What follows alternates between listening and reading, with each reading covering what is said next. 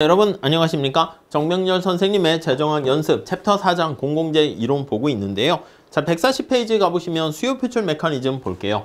우리 지난 시간에 우리 공공재와 관련해서 무임승차 문제에 대해서 살펴봤습니다. 자, 이 무임승차 문제는요, 왜 발생한다고요? 그래요, 공공재에 대한 비배제성 때문에 발생한다라는 거 말씀을 드렸고요. 배제 불가능성을 얘기하는 거죠. 자, 그렇기 때문에 비배제성으로 인해 가지고 홍수방지 시설이라든가 가로등이라든가 이거에 대해서 자기가 거기서 얻게 되는 편익이 있음에도 불구하고 그냥 필요 없다고 얘기하는 거야. 그래서 누군가가 생산하면 혜택을 공유할 수 있으니까 그래서 또 그냥 자기가 이용해도 막을 수 없잖아요. 그러한 비배제성으로 인해 가지고 그냥 사람들이 바람직하지 않은 상태에 빠집니다. 자, 그래서 우리가 이걸 게임 이론으로 표현을 하려고 용의자의 딜레마에 빠지게 되고요. 이 용의자 딜레마라는 것은 사람들이 공공재에서 얻게 되는 자신의 진정한 편익을요, 드러내지 않습니다. 그래서 진정한 편익을 표출하지 않습니다. 편익을 표출하지 않는다. 이렇게 보시면 되겠습니다. 자, 여기서 진정한 편익을, 선호를 표출하는 방법이 없을까? 그게 바로 두 번째, 수요 표출 메커니즘, 이렇게 얘기하는 거예요. 자, 이게 이제 어떻게 보면 어려워요. 그래서 우리는 간단한 아이디어 정도만 보시면 되겠습니다. 자, 방법은 뭐냐면, 아니, 자신의 진정한 선호를 표출하지 않고 선호를 왜곡하는 거야. 그래서 선호를 과장하거나 과장해서 표출하거나 과소하게 표출하게 되는, 과소하는, 우리가 왜곡이라는 표현을 쓸 겁니다. distortion, 왜곡해서 표출하는 문제가 발생하는데 이게 자기한테 유리하기 때문에 그런 거지. 근데 이런 유리한 점을요, 제거하는 방법이 수요 표출 메커니즘 기구다라고 보시면 되겠습니다. 자, 기본적인 아이디어는 이거야. 여러분, 아니 무슨 올림픽에서 체조 경기라든가 노래자랑 대회 보면 심사위원이 5명이 있어요. 근데 이게 자기가 뭔가 편애와 편견, 차별이 있어가지고 특정한 사람을 이렇게 1점부터 10점까지 있을 때 막 1점을 막 주는 사람이 있단 말이야. 그리고 막 선호하는 사람 10점 만점을 주고. 그러니까 이게 약간 편견이 들어가게 되면 진정한 선호를 왜곡해서 표출하는 문제가 발생하기 때문에 그런 경우는 어떻게 됩니까 하면요, 이렇게 하는 거지. 5명의 사람들이 선호를 표출했을 때 가장 높은 점수를 준 거랑 가장 낮은 점수를 빼면 약간 그런 왜곡된 현상을 좀 조정하지 않겠습니까? 예, 그런 방법이 올림픽에서 점수 매길 때도 활용된단 말입니다. 우리가 가끔 뭐 별점 테러, 학교에서 뭐 교수님들 강의평가 이런 것도 마찬가지야. 뭐 1점부터 5점까지 있다라고 할 때 그냥 5, 5, 5, 5 이렇게 하는 거나 1, 1, 1, 1 이렇게 하는 것보다는 내가 진짜 싫어한다 그러면 그냥 이렇게 적당하게 3, 3, 3 가다가 1 뭐 이렇게 주고 이렇게 해야지, 그냥 계속 1, 1, 1, 1 하면 이제 컴퓨터 자체에서 뭐야 이거 제대로 표출하기 싫어가지고 막 선호를 표출했구만 이렇게 해가지고 오히려 배제가 될 수가 있다는 거죠. 무슨 말씀인지 아시겠죠? 자, 그러니까 결론을 다시 말씀드리면 자신의 선호를 과장해서 표출하게 될, 과소하게 표출하게 될 유인을 없애는 메커니즘이에요. 자, 우선 1번 개념 한번 볼게요. 개념 보시면, 자, 수요라는 게 우리 이렇게 보시면 되겠습니다. 우리 수요, 이게 선호랑 같은 말 아니겠습니까? 선호를 드러내는 건데 거짓말 탐지기랑 비슷해. 자신의 진정한 선호를 드러내게끔 하는 겁니다. 각 개인들이 공공재에 대한 자신의 진정한 선호를 드러내는 것이 자신한테 가장 유리하도록 그렇게 짜는 거야. 굉장히 어렵겠지. 거짓말 해봤자 나한테 이득이 돌아올 게 없도록 만드는 거니까 이 설계를 굉장히 어렵게 하는 거예요. 그래서 우리가 그 메커니즘까지 다 보는 건 아니고 우리 객관식 시험에서 준비한다 그러면 그 기본 내용만 몇 가지 보시면 되겠습니다. 자, 2번 다시 나와 있어요. 수요 표출 메커니즘은 개인들이 자신의 공공재에 대한 선호를 과장하거나 과소하게 시연을 했을 때 오히려 자기한테 손해를 보거나 이득을 얻지 못하도록 만드는 겁니다. 그런 인센티브 관련된 방법이죠. 인센티브. 오케이. 자, 유인제도라고 나와 있고요. 자, 기본 8상 한번 볼게요. 기본 8상. 자, 아이디어는 어떻게 했니? 지금 말씀을 드린 거야. 자, 거기 1번 볼까요? 개인이 부담해야 되는 조세 가격. 세금이라는 게 공공재가 가로등이 만들어졌다 그러면 내가 세금을 내잖아. 공공재에 대한 가격을 돈을 지불한다. 이렇게 생각하시면 되겠습니다. 자신이 시연한 공공재 수요에 의해서 결정하게 된다면 개인들은 앞에서 본 것처럼 무임승차하는 게 자기한테 유리하게 되거든. 그런데 공공재 생산량과 무관하게 조세 가격이 결정되면, 그러니까 자신이 왜곡해서 선호를 표출해 봤자 자기한테 얻게 되는 이득이 하나도 없이 그렇게 설계하는 거야. 자, 그래서 정리를 다시 하면 선호를 내가 왜곡해서 표출을 하잖아. 드러내잖아. 그러니까 뭐 그런 거 있잖아. 보통 이제 우리나라 사람들은 뭐 너 밥 먹고 싶니? 그러면 예의상 저 괜찮습니다. 이렇게 하다가 그래도 먹어 하면 마지못해 먹는. 아니면 어떤 사람에 대해서 좋아하는데 막 싫어하는 척하고 이런 거. 이러는 게 사실은 자기한테 아무 도움이 안 되도록 만드는 겁니다. 그래서 왜곡해서 표출하는 게 표출이 이득이 자기한테 돌아가지 않도록 없도록 이렇게 메커니즘 디자인이라 합니다. 설계를 하는 것이죠. 오케이? 이렇게 디자인을 하는 겁니다. 자, 그래서 거기 보시면 그러니까 진정하게 선을 표출하는 게 자기한테 제일 좋도록 만드는 겁니다. 어떻게 하는데요? 그러면 3번 거기 나와 있는 것처럼 이렇게 직관적으로 이렇게 보시면 돼요. 3명이 있어. 그럼 내가 얼마 돈을 부담해야 돼? 무조건 엠빵 하는 게 아니라 그러면 아니면 자신이 선호를 표출하는 걸로 하면은 야, 난 필요 없어. 가로등 나 이거 안 먹어. 이렇게 할 수 있단 말이죠. 그래서 셋이 모였을 때 내가 얼마의 가격을 부담해야 되는가는 내가 얼마나 내겠다 하는 나의 의지와는 상관없이, 여기서도 상관없이가 들어가요. 관계없이 나의 세금 내는 거 가격은 나를 제외한 다른 사람들이 결정해서 나한테 통보해 주는 거야. 그러니까 이렇게 3명 있으면 얘 가격은 우리 둘이 결정해서 야, 너 얼마네? 이렇게 하는 것이고, 얘 가격은 우리 둘이 결정해서 너 얼마네? 이렇게 하는 것이고, 내가 내는 세금은 둘이 결정해서 얼마 해? 이렇게 되는 거야. 그러니까 내가 그냥 거짓말로 시연해 봤자 내가 내는 가격, 이거는 뭐 나의 의사와 관계없이 결정되니까 뻥칠 이유가 없어진다 라고 보시면 돼요. 그 정도만 이해하세요. 더 들어갈 건 아닙니다. 자, 그래서 3번에 거기 관계없이 찾았습니까? 공공재 생산 비용 중에서 각 개인의 부담 비율을 개인이 시연할 선호와 관계없이 결정하게 되고, 공공재 생산량에 따라서 부담 비율에 해당하는 만큼을 부과하게 되면 이런 문제가 감소하게 된다라고 보시면 되겠습니다. 자, 대표적인 방법이 뭐가 있냐면 클라크 그로브즈가 있고요. 다음 페이지 가보시면 그로브즈 레자드가 있거든요. 그로브즈가 양쪽에 다 들어있기 때문에 우리 그로브즈는 뺄게요. 객관식 시험 대비해서 클라크 조세라고 할게요. 클라크세. 자, 클라크 메커니즘은 어떻게 합니까? 보시면요. 우선 첫 번째. 자, 설명 볼게요. 개인 I라는 사람이 있는데 공공재에 대한 거기서 얻게 되는 밸류를요. 밸류 I라고 할게요. I가 누리게 되는 편익, 밸류 이렇게 보시면 돼요. 자, 그러니까 이 공공재 생산과 관련해서 사람들이 뭐 10명의 사람이 있다, N명의 사람이 있다 그러면 첫 번째 사람의 편익, 두 번째 사람의 편익, N번째 사람의 편익 이렇게 될 겁니다. 오케이? 자, 그게 나와 있고요. 자, 그리고 공공재 단위당 생산 비용을 스몰 c라고 했습니다. 자, 그러면 공공재 최적 생산은 어떻게 됩니까? 라고 하면은요. 자, 우리는 보통 이제 이윤이라고 이렇게 많이 써요. 이득, 이윤 이렇게 쓸 거고요. 아니면은요. 순편익 해서 net benefit이라고 쓸게요. 정해진 건 아닙니다. 우리 어차피 뒤에 나중에 비용 편익 분석에도 또 할 거고 경작에서 많이 쓰이는 용어에서 그냥 따왔습니다. 자, 순편익이라는 것은 총편익에서 토탈 베네핏입니다. 총편익에서 총 비용을 빼는 겁니다. 토탈 코스트를 빼는 겁니다. 총 비용을 뺀다. 이렇게 보시면 되겠습니다. 오케이? 자, 총편익은 어떻게 결정되는데? 라고 하면은 총편익은 자, 총편익은요. 여기 얻게 된 편익을 다 합하는 거야.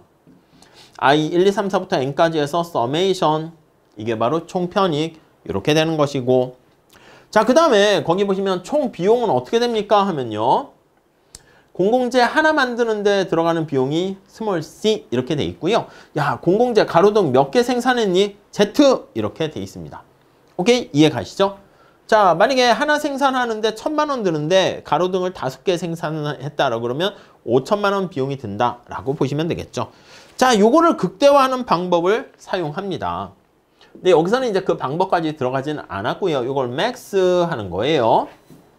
맥스. 근데 이렇게 하기 위해서 세금을 각각이 얼마나 냅니까? 라고 하면은요. 자, 거기 2번 볼까요? 개인 I가 내는 세금은 텍스 I가 낸다 할게요. I라는 사람이 내는 세금은 공공재 생산과 관련한 총 비용이 있을 거 아니야. 스타 몇 개 이게 결정돼서 스타를 붙였어. 총 비용에서 편익을 빼는데요. 거기서 어떻게 하는 거냐면 나를 제외한 다른 사람이 누리게 되는 편익 그거를 합하는 거야. 그래서 거기 보시면 식이 재밌습니다. 서메이션 했어 편익을. 근데 거기 보시면 요 J라는 값에는 I가 빠지는 거야. 그러니까 만약에 n명의 사람이 있으면 첫 번째 사람이 내는 세금 표현하게 되면 전체 총 비용에서 첫 번째 사람을 뺀 두 번째 사람부터 n번째 사람까지 얻게 되는 편익과의 차이를 세금으로 내도록 만드는 거예요. 이해 가세요? 아니, 이해 안 가셔도 돼. 그냥 이 정도만 보시면 되겠습니다. 그래서 여기 보시면 선호와 관계없이 이게 중요해요. 그게 바로 요게 되겠습니다. 오케이, 그 정도 봐주시고. 자, 그래서 3번 거기 밑줄 치세요. 개인 I가 납부해야 할 세금 결정에는 개인 I의 선호는 빠지게 된다. 오케이, 이거 이해하려고 하지 마세요. 이거 다 증명으로 이렇게 하는 거니까 그 정도만 봐주세요. 그리고 여기까지도 시험 문제 나온 적은 없습니다. 4번. 자신이 납부해야 할 조세의 크기가 자신이 표명한 공공재에 대한 선호와 관계없이, 다시 관계없이, 상관없이 체크하시고, 그래서 그냥 솔직하게 자신의 선호를 표출하는 게 가장 유리하도록 설계하는 겁니다. 선호에 왜곡 없이 이득이 없도록 설계를 해서, 그래서 앞에서 얘기한 것처럼 진정한 선호를 표출하는 게, 거짓말 안 하고 표출하는 게 너 밥 먹을래? 배고프지? 아니요, 괜찮아요. 이렇게 사양하는 게 아니라 예, 배고파요. 이게 오히려 이득인 거야. 그래서 진정한 선을 표출하는 게 우월 전략이 되도록 만든다. 이렇게요. 우월 전략 균형이 되도록 만드는 거예요. 오케이, 여기까지 우월 전략 균형이라는 거예요. 클라크센은. 자, 여기서 동그라미 4번에 두 번째 줄 우월 전략이 있죠. 그 다음에 5번. 자, 자신의 진정한 선을 표출해서요. 적정 수준의 공공재가 생산 공급되면 사회적으로도 효율적이고 바람직하죠. 근데 문제가 있습니다. 번. 어떤 문제가 있는데, 자, 거기 보시면 1번. 이러한 방법으로 재원을 조달해서 가로등이나 홍수 방지 시설 같은 것들을 만들어 공급하려고 했더니 균형 예산이 보장되지 않는다. 밑줄 치세요. 매번 나와요. 그러니까 요 메커니즘을 이해하는 거는 좀 어려워. 특히 세무사 시험에서는. 그렇기 때문에 요 내용만 보세요 라는 게 출제가 돼요. 자, 그래서 균형 예산이 성립하지 않는다. 요게 이제 어떻게 보면 문제점 한 개 이렇게 보시면 되겠습니다. 자, 그래서 우리 책에 거기 간단한 사례가 있는데 요 정도만 하시고요. 다음 페이지도 Q&A가 있는데 우리 교재, 객관식 교재에는 교수님들 책에 있는 것까지 다 해서 집어넣긴 했는데요. 좀 약간 과한 측면이 있습니다. 그래서 여기 나와 있는 수요 표출 메커니즘에 대해서 계산 문제는 아직 출제된 바가 없어요. 그래서 말 문제만 나오기 때문에 클라크 그로브즈, 클라크센은 여기 나와 있는 것처럼 상대방의 선호와 상관없이, 자기의 선호와 상관없이 세금 내도록 하니까 그냥 진정한 선호를 표출하는 게 우월 전략이다. 이 우월이라는 말 잘 보시고요. 근데 문제는 균형 예산이 성립할 수 없다. 이렇게 보시면 되겠습니다. 오케이. 그리고 또 하나 거기 보시면 2번은 그냥 넘어갈게요. 3번.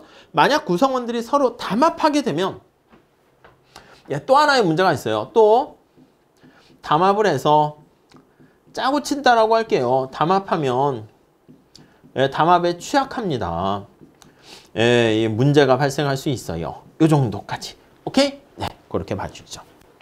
자, 대표적인 사례를 한번 거기 나와 있는 예를 통해서 한번 보도록 하겠습니다. 자, 이렇게 해서 한번 체크해 볼까요? 자, 여기 지울게요. 자, 클라크스에 대한 대표적인 사례인데 거기 나와 있는 정도까지만 살짝 보시면 충분할 것 같습니다. 자, 그래서 한번 보시죠. 자, 우선 첫 번째 사례 케이스 요 정도만 하세요. 나중에 객관식 때 여러분들이 100점 만점을 위해서 제가 조금 더 어려운 것까지 말씀을 드리긴 할 건데 아직까지는 거기까지는 우리 시험에서 출제된 바는 없기 때문에 요 정도도 아직 출제된 바는 없습니다. 자, 그래서 가볍게 그래도 요 정도는 해주시면 괜찮을 것 같아서 말씀을 드립니다. 자, 구성원이 A, B, C, D 이렇게 4명의 사람이 있습니다. 자, X제가 뭐입니까? 놀이터예요. 놀이터. Y제가 테니스 코트장 이렇게 있습니다. 여기 나와 있는 숫자가 내가 얼마까지 편익을 얻게 되는가 해서 최대한 지불하려고 하는 willingness to pay 이렇게 됩니다. 숫자가 willingness to pay.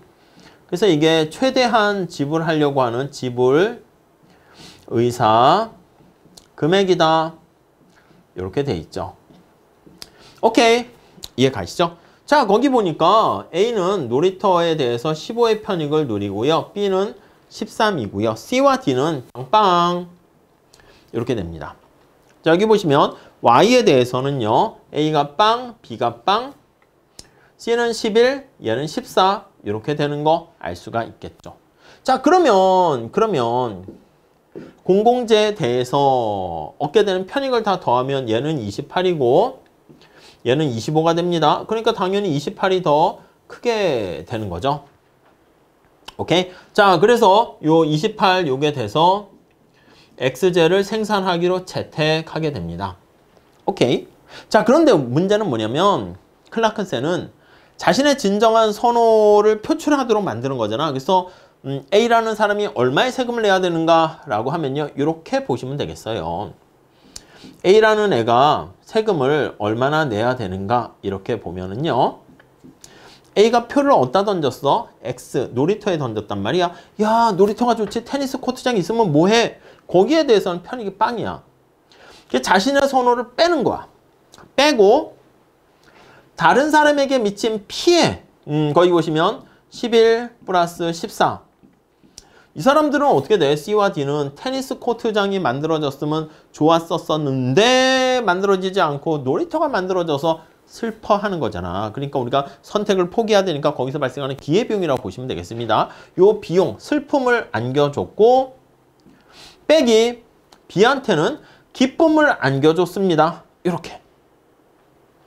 자, 거기 밑에 나오죠. 자, 설명 다시 한번 볼게요. 1번. 대한 X에 대해서 지불할 용의가 있는 금액이 Y에 대해서 지불할 용의가 있는 금액보다 크기 때문에 대한 X가 채택이 되고요. 2번. 클라크 그로브즈센은 자신이 표명한 최대 화폐액이 아니라 자신의 선호 표명에 따라서 사회 상태가 다른 상태로 전환됨으로 발생하게 되는 순비용으로 발생하게 됩니다. 그래서 A의 납세액은 이렇게 계산하게 되면 12 이렇게 되는 거 알 수가 있고요. B의 납세액도 똑같은 메커니즘으로 보시면 되겠어요. 텍스 B다. 이렇게 되면 자, B는요. A한테 행복을 안겨다 줬는데 B와 C와 D한테는 불행을 안겨줬잖아. 그래서 11 플러스 14 마이너스 15 이렇게 되는 거 알 수 있죠. 그래서 거기 10 이렇게 되고요. 그 다음에 C와 D는 자기네들이 원하는 게 채택되지 않고 오히려 아픔만 겪고 있는 거잖아. 그러니까 세금을 내지 않는다. 암기하세요. 요거 메커니즘. 저는 이게 좀 이해가 될 듯 안 될 듯 그렇습니다. 하지 마세요. 그냥 요거 이렇게 그냥 거기서 끝. 우리의 목적은 세무사 시험 제정하기 위해서 빠른 시간 안에 그냥 고득점 하는 게 목적이기 때문에 그 정도 봐주시면 좋겠습니다. 자, 문제점은 앞에서 얘기한 것처럼 클라크센은 자, 앞에서 본 거 정리하면 5월 전략 균형입니다. 5월 균형입니다. 5월 균형이 되는데 문제는 균형 예산이 성립할 수가 없어요. 균형 예산이 충족될 수 없다. 이렇게 보시면 되겠습니다. 오케이? 이해 가시겠습니까? 아니 그러니까 무슨 말씀이냐면 여러분 공기업이라든가 이런 것도 보면 늘 예산이 적자고 뭐 적자가 누적되고 이러는 상황이잖아. 이제 이런 방식을 쓰게 되면 안 그래도 균형 예산이 성립되지 않으면 놀이터를 계속 운영할 수가 없게 되는 것이죠. 그리고 또 하나 담합에 취약합니다. 담합이라는 문제에 대해서 취약하다. 네, 이렇게 보시면 돼요. 자, 두 사람이 짜고 C와 D가 야 우리의 편익이 지금 작아서 졌으니까 20, 30 해서 우리가 Y를 채택하도록 하자 이렇게 되면 완전히 엉망진창이 돼버리는 것이죠. 그 정도 정리하시면 될 것 같아요. 그냥 담합 취약하다 그 정도만 보시고 자 그래서 요걸 좀 해결하는 방법이 뭐가 없을까요 해서요. 균형 예산이라는 게 사실 충족되지 못한다는 게 굉장히 큰 문제가 될 수 있거든. 자 그래서 네 번째는요. 그로브즈, 레자드. 그로브즈는 양쪽에 다 들어가 있어요. 그래서 레자드, 레야드 기구 요걸로 보시죠. 자, 레야드는 그러면 어떻게 했는데요? 라고 하면요. 저기 보시면 균형 예산은 충족되도록 가야 돼. 지속성이 있게 하려면. 그래서 균형 예산이라는 것을 요거를 충족시키고 대신 경작에서 아시다시피 공짜가 없지 않습니까? 그래서 균형 예산을 충족하는 대신에 우리 앞에서 뭐라 그랬어? 5월 전략 균형은 존재 가능성이 굉장히 희박해요. 너무 엄격해. 막 완전 경쟁 시장과 비슷해. 그래가지고 좀 요거를 현실에서 조금 완화시켜서 내시균형으로 좀 완화시킵니다. 그러니까 요게 출제되지 않겠습니까? 레야드 기구에 따르면 5월 전략 균형을 강조한다. 이러면 틀린다고요. 내시균형입니다. 오케이. 이렇게 보시면 되겠어요. 자, 1번. 클라크 조세와 달리 내시균형 밑줄 치시고요. 오케이. 다음에 2번. 내시균형으로 약화되는 대신에 거기에 균형 예산을 충족한다. 이렇게 정리하시죠. 효율성 이런 거 그냥 넘어가시고요. 다음에 번 역시 담합이라는 문제는 해결할 수 없네요. 그래서 담합에 취약한 거는 어떻게 할 수가 없습니다. 아니 사람들이 완전히 그냥 온 국민이 사기를 쳐가지고 막 이렇게 하기로 마음먹으면 뭐 어떻게 해결책이 없는 거죠. 자, 유인제도의 평가 세 가지 이건 그냥 X 하시고요. 나온 바가 없습니다. LO의 불가능성 정리처럼 이 세 가지를 다 충족시키는 경우는 없다 그런 건데 그냥 넘어가시고요. 밑에 Q&A가 있는데 그거를 좀 풀어드릴까 했는데 요것만 잘 보세요. 요것만 잘 봐서 세금을 얼마 부과하는가 보시고요. 이거 외에 여기 나와 있는 클라크세나 레야드 방법 같은 게 무수히 많은 방법이 있겠지. 그래서 요것도 아직 출제되지는 않았기 때문에 요 정도까지만 보시면 될 것 같고요. 밑에 Q&A를 비롯해서요. 하지 마세요. 보지 말라고 말씀드렸습니다. 객관식 체계 이거보다 한 단계 더 업그레이드 된 것까지 다 얘기할 거야. 그래서 요거까지 포함해서 한 세 가지 방법 좀 보시면 될 것 같은데 그냥 그거는 나중에 객관식 때 요 정도에 대한 얘기들이 익숙해졌을 때 보시면 될 것 같습니다. 자, 이렇게 해서 우리 공공재 관련해서 비배제성 때문에 발생하는 무임승차 문제 살펴봤고요. 어떻게 이걸 해결해야 되는가? 그거에 대해서 수요 표출 메커니즘 살펴봤습니다. 이렇게 정리하시고 다음 시간에는요. 비순수 공공재에 대해서 같이 공부하도록 할게요. 감사합니다.